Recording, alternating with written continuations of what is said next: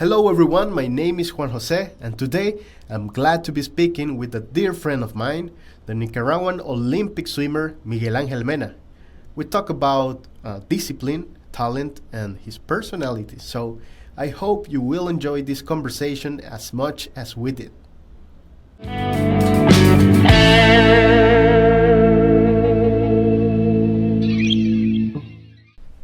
Hi Miguel, how are you, man? How's it going? Everything all right here in Germany. Yeah, how's the weather Pretty. around there? The weather right now is like I think it's around 10 degrees. Jesus So Christ. That it's I sounds think it's horrible. yeah, but it's way better because like couple of months ago it was around minus 5 or minus 10, so Jesus. it was way worse. Yeah. Yeah, well, man, first of all, thank you for accepting my invitation for this podcast. And I'm really excited to being able to speak with you because I'm really interested in getting to know you a little better because, well, I'm always considered myself as lucky to have a friend that has such a level of success in the sport that you practice, you know. So, first of all, I wanted to ask you, why swimming? Was it something that from the beginning caught your attention and interest, or I don't know, something that you just started to do? Yeah, it's a cool story because I didn't like swimming at all, and my Right. sister she used to swim, and my father also always told us that we have to do something else than just like going to school and study for the exams. So he told us that we always have to have a discipline. So he told me that he registered me in the pool, and I started swimming like I was like 4 years old. Yeah. And I think another factor that helped was that I used to have asthma. All right. So the doctor told my parents that for the lungs to get better, I don't know why, and then I should start doing swimming. I think it's contra-intuitive because right now I would think that maybe swimming would make things worse, Okay. like all the symptoms, but it helped a lot. And I've not been swimming like a couple of years ago, like 1.5 years ago, and I have seen like all the symptoms are coming back after all these years. Like Okay, I practiced the sport 21 years, yeah. Yeah, yeah. And for example, I had my first asthma attack after a long time last year, and it was awful. Yeah, So I it's imagine. really interesting how Yeah. So, has this situation changed at all? Do you actually like swimming, or during your whole career you feel that it was not your oh thing? no, oh yeah, at the beginning it was just at the beginning actually, Okay. yeah. Okay. But So- afterwards, yeah, yeah. of course, Mhm. it's cool, yeah. Yeah. So what was that made you change your mind? So, what do you like about swimming? What particularly caught your attention and at some point of your life? I think what made it so cool was first of all, what catch me the first time was that I was making so many friends in the pool, and I was always in contact with a lot of people and different people, and you could also make so many friends. And also the first time I compete, it was like a huge, I was really excited to compete, and I was really excited to meet new people in the meetings and in the Okay. competitions. It was really cool, and the first time I traveled to compete outside of the country, I was like 6 or 7 years old, so I was really young. And Yeah, yeah. Interesting. it- So, it- would you say that this um, would you say that this situation of getting new friends and meeting new people was like some kind of reward for your brain to motivate yourself and say, all right, so this is to put it in some way, getting me more social status? obviously, as a child, we don't see it that way. We can see it in a simple way, but what do you think about that proposition? Oh, I think that's interesting, but I think that would have happened afterward. I mean, not as a child, but maybe like as a teenager. That it was like, of course, it gives you like a status when you, for example, you win a meeting or you, Yeah.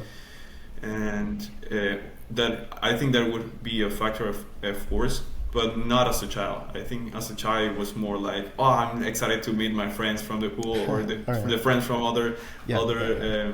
clubs or something like that. Yeah, but of course that makes sense. Yeah. Yeah, right. So recently, I've been reading about discipline, personality, and all these human things, And I was really interested in knowing about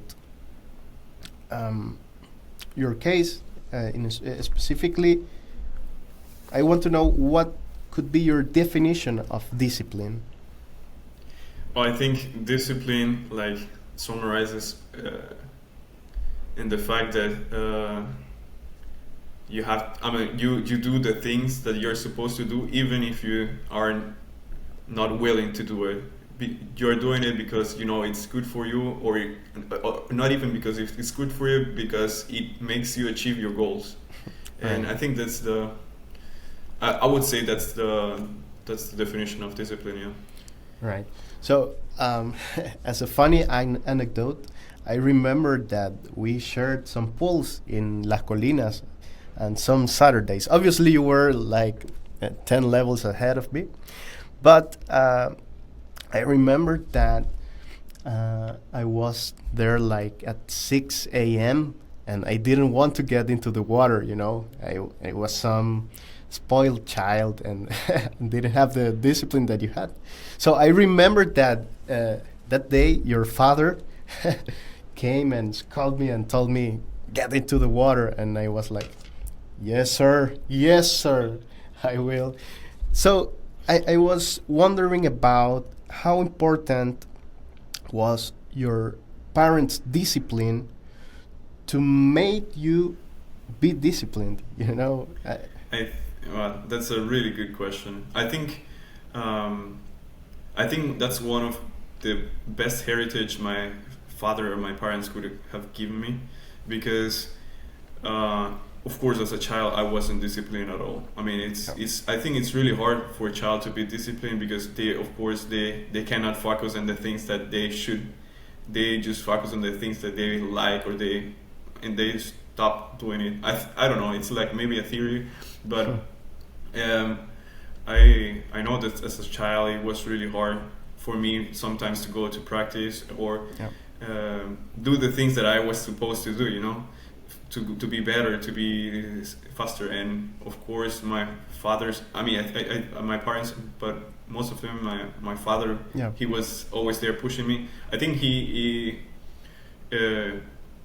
it's hard also for children, because it's afterwards when you feel this push, you start like resenting it, and you start saying, no, I don't want to do that, because I just don't want it, and but even though I kept doing it, and I think it gave me a lot of good things actually.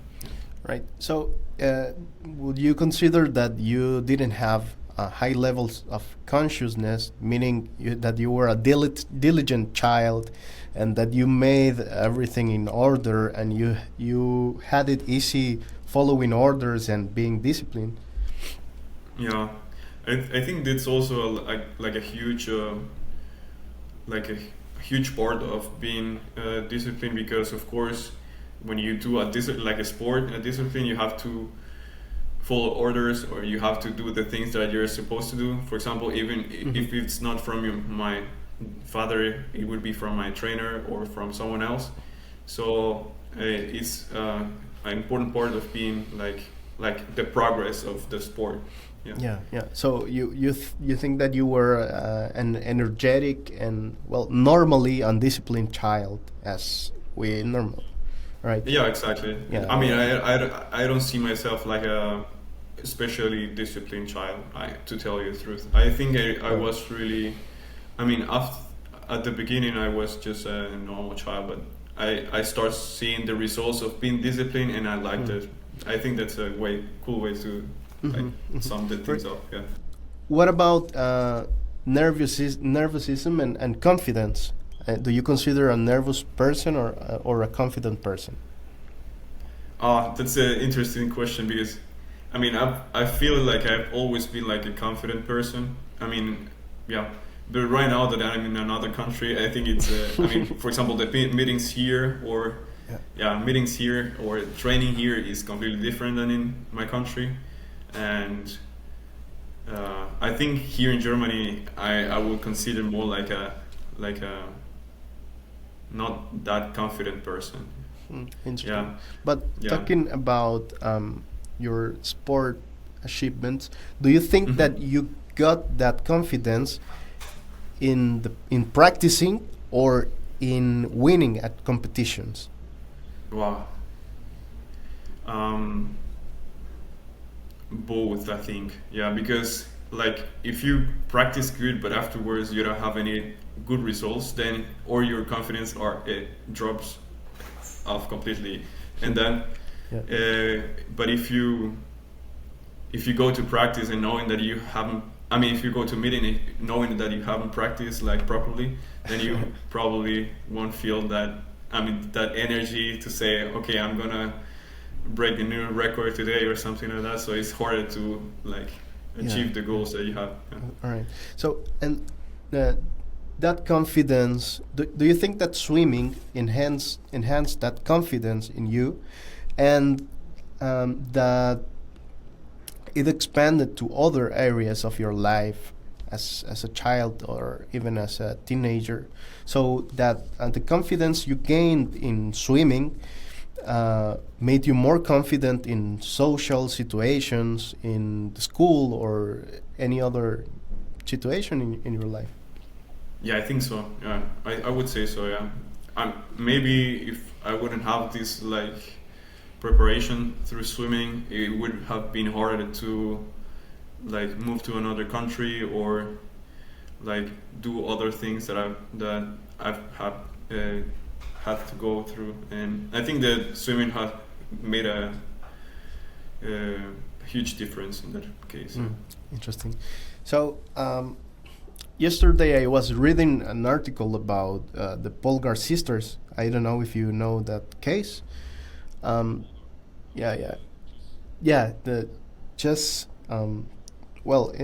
the most successful case was Judith Polgar case, and she was raised by her father at an early age to become a grandmaster. So she achieved to being the world number 8 in chess. I think that was like impossible for in that time. And what do you think? Do you think that nature is more important than nurture, like the way we are raised? I think it's the question of talent versus, I don't know. Yeah, but there is like this nurture factor, the way our parents raised us. What do you think about this topic? Okay. Wow, that's I mean, I think you come also with a certain factor of like your own self, So I'm not sure if your parents can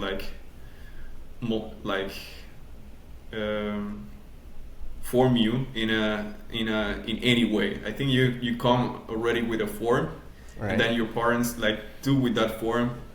I mean, the best they can, of course, in the most of the case, but I think there is like a limit how much your parents can form this that you come with. So I would say the parents do a huge amount of this part, but I wouldn't say that is the biggest. I think you come also with a really important part. All right. So let's hypothesize that swimming wasn't an option back in the day. So, do you think that you would have been successful in any other sport or art that you would have practiced if that would have been the case? Um, I mean, I would. I want to stay humble, but I would say yes, actually. Yeah. All right. But maybe like art, I'm not sure because I think I'm not that good at. I mean, I'm not good at art. I haven't practiced any art discipline in my life, so. Do you consider I wouldn't say. yourself a creative person? Ooh, in certain ways, but not like in. Not. I mean, I don't think that it's something that like it's part of me. I think All it's maybe a little bit, but not like particularly. Okay. So let's like if you had practiced like running or I don't know cycling or any other thing, you think that you would have been as successful as you are now in swimming? And Maybe there are a couple of sports that are harder to say that because maybe, I mean, maybe you need more physical attributes, so you're better. But I think also swimming is one of those sports. I mean, swimming is one of those sports where you have to be big, where you have to be really strong, like really genetically strong. There's people that they're really strong. Although there's also swimmers that are not that strong, but I mean in the in the vast majority, I would say the people have to be a little bit taller and bigger, and you know. All right. But yeah, maybe a couple of sports wouldn't have been for me. Okay.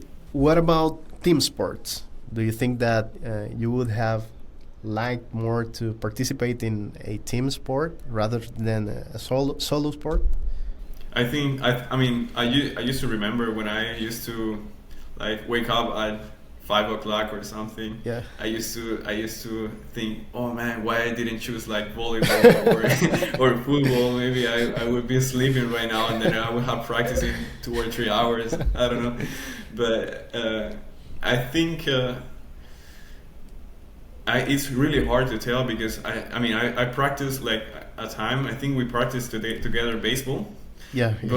But It's true, yeah. but I think it's hard for me to tell because I never made it like professionally or I never made it like but I know that when I was, for example, doing baseball, it was really a thing for me. It was I wanted to do it good. I think I'm really competitive, and that's Okay. that's something it's part of me, I think, and I wanted to be good or the best. I don't know. So I think it's I would have been good also. Yeah. Yeah. So, what do you consider to be the most valuable achievement in your swimming career? I think the participation in the Olympic Games. I mean, it's a big thing, but I also consider right now that one of the biggest achievements is that the people start getting a little bit more interest in the swimming and to see, for example, like young children, like children asking me like how you do this, how you do the flip turn so you can do it like faster or I don't know, and this motivation it has always been like has always made me proud because So it's cool to know that you still have a people- communication with swimmers here in Nicaragua. Oh yeah. And with young swimmers and new swimmers. Yeah, yeah. Hey, that's nice, man. You know. I was curious about if you think that.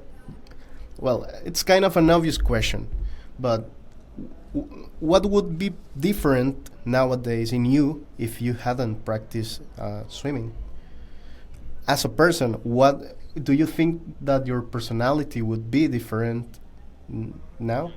Sure, yeah. I think my personality has like a lot of influence of swimming, like mindset. I would say, um, but I think I would be less confident, as we were talking before. Yeah. Like swimming gave me a lot of confidence to go up front and like to try to achieve new goals, new things, and I think in that case I would be a little bit more like less confident. Yeah.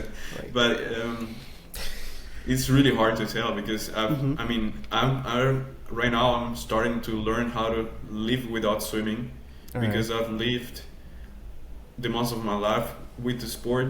So right now I'm just discovering what's not to swim and what's not to be in that sport. So it's really a hard question because I've never known myself without this sport. So All right, very interesting. What can you tell us about this winning hunger that most of successful sportsmen have? You know, how does it feel? How does it help you to motivate to continue discipline? And yeah, it's that regular sensation in you. I think so. Yeah. I mean, I would say it's like a feeling of never being happy. I mean, it's like I've I never feel myself like this is a huge achievement, but I always think, what should I go next? I mean, where should I go next, and or what should I do like this time? Or for example, when I was swimming, it was the whole time I could have made a really good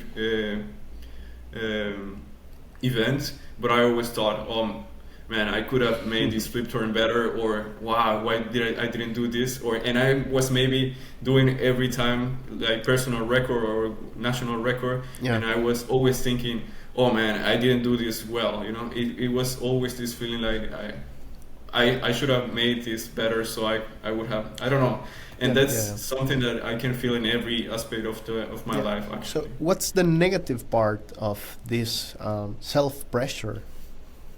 I think I mean I've already like thought about it like a lot of time, and I think it's like it's hard sometimes to keep motivated at the long run, because you're never happy and you're not enjoying really the small things of the sport, or because you're always like judging yourself and saying, oh nah, you have to do it better, and it's hard to.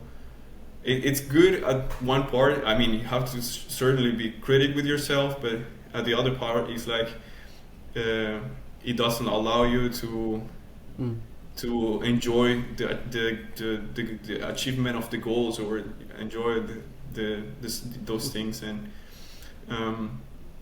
I think this is a really not a good part, and I wouldn't recommend that, because I mean the other side is also not that good. Yeah, but- Always think, oh yeah, I kill it, you know, because it's hard. Yeah, yeah, Yeah. right. It's you have to maintain a balance, I think. Yeah. So, the other thing that I wanted to ask you, it happens to me. It happens to me a lot that when I have, I don't know, a concert or whatever, a continuous flow of negative thoughts come to my mind, you know, and I imagine the worst scenarios that could happen. Do you have? Would you consider that you have more positive or more negative thoughts before competitions? Oh, I think to tell you the truth, maybe I feel I mean I have negative thoughts, but like I suppress them or something. It's like I never like gave them the choice to be in my head. Like it was like maybe it's something. It was something like a like a. So you millisecond, you and fought then- against those Yeah, thoughts exactly. and Yeah. replaced them, I believe, with positive Exactly. thinking. That's Alright. that's right. Yeah. So, do you consider yourself as an optimist? I would say so. Yeah. I would say so, just the times that I, as I told you before, like I'm judging myself, then I'm not a because when something good happens, it's like when I don't know if something is going to happen, then I'm optimist. Right. But when something already happened, then I start not being optimistic anymore. So I'm just like a critic. Right. Right. So I wanted also to talk about your cultural change. You know, now that you live in Germany, and obviously I imagine that both Nicaraguan and German society are a lot different. So, what are the main differences that you have found between, Nicaraguan and German society? There are a lot of difference. I think German society is also a really competitive society in terms of, I mean, they try to compare themselves with in any possible way. So that's a huge thing. It's really hard to keep up with that because I think in Nicaragua we're not used to it, and you get compared with everything really. It's really I would say it's annoying. It's really hard to. I don't know. It's really hard. Yeah. Could you give us an example of this competitiveness level? For example, they can do it with anything actually, from the objects or the like what kind of car do you have, or maybe also where did you study, which school did you study, or which but maybe it's like maybe we have also this kind of competitiveness, but not like to diminish someone. It's like just like for fun maybe. But here it's like more I would say it's more like serious thing, you know. And I could also see that in swimming, and I can see that in the university, for example. I can see that in like also like normal social life. It's a common thing. It's something that the people do instantly as you know them, so it's hard to keep up. Right. So another barrier I imagine was language. Did you had to learn German to study in the university? Yeah. I had to learn German, and it was really hard. Yeah. Yeah. But I understand that while you were in Nicaragua, you already had learned English, right? Am I right? Yeah. So, did it made it easier for you to learn German that you knew already English? I think so, because both languages have the same stem. How do you say? Like maybe the same.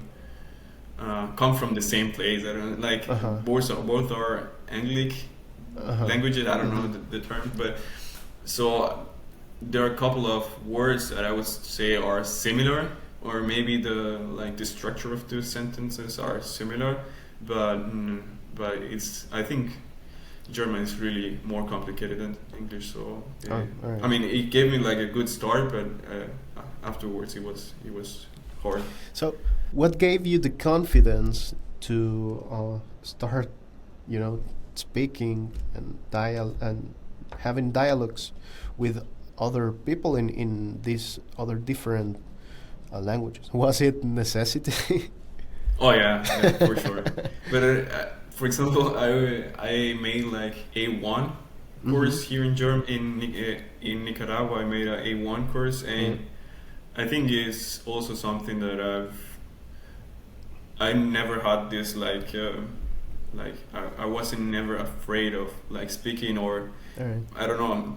I see sometimes the people doesn't speak because they're afraid that someone is gonna have fun of them, or because you don't speak perfectly the words, or you miss a letter in the spelling. I don't know, kind of. So it's I never had that thing with the German, although it's really hard here because the society wants you to speak perfectly, you know. So it's not like in Nicaragua or in Latin America that if if someone from another country comes and they don't speak perfectly, they are still well seen, well received. Yeah, Here yeah. is like not that easy for Yeah. like for people from other countries or with another Yeah. model Hey, tongue. that's very interesting, man. So you never had that fear of being judged by someone else that is listening to you, or yeah. Oh yeah, I think I have it actually. I mean, I don't have it anymore, but I used to have it. But it was sometimes I just start to look. I mean, as I was not sure enough at the start of the conversation, the people they were already thinking that they won't understand me. You know, sometimes I think it's happens with the native speakers that you talk to them. Yeah. And maybe you don't seem confident enough, or they sometimes I didn't even say a word, but they just assume that I don't speak good, so they just decided that they are not going to understand me. So Yeah. I think that's a thing, and that makes it a little bit harder the I mean the learning. But I think I always try to don't pay so much attention to these things, because it makes harder, and it makes me feel. It made me feel less confident while speaking. So the last question I had was about the process of you moving to Germany. So how did you find the opportunities? What made you decide to move to? Well, it's kind of obvious, but yeah, what factors did made you decide or take the decision of moving to Germany? And yeah, all right. My question mainly is for a student here in Nicaragua. What would you recommend for them? Or where do you recommend them to look for these opportunities of studying in another country?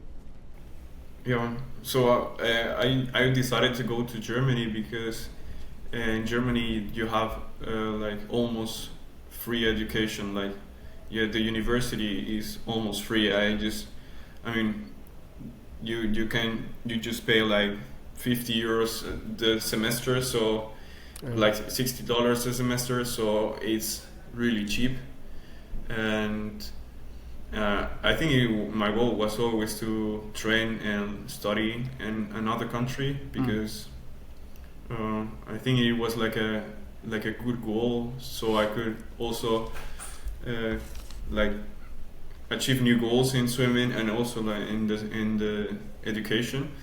And I think if for young people that want to go and study in Germany, for example, there are a lot of scholarship programs, so they can also afford the living in Germany, because of course that's the difficult part. Yeah. And there is like a webpage, this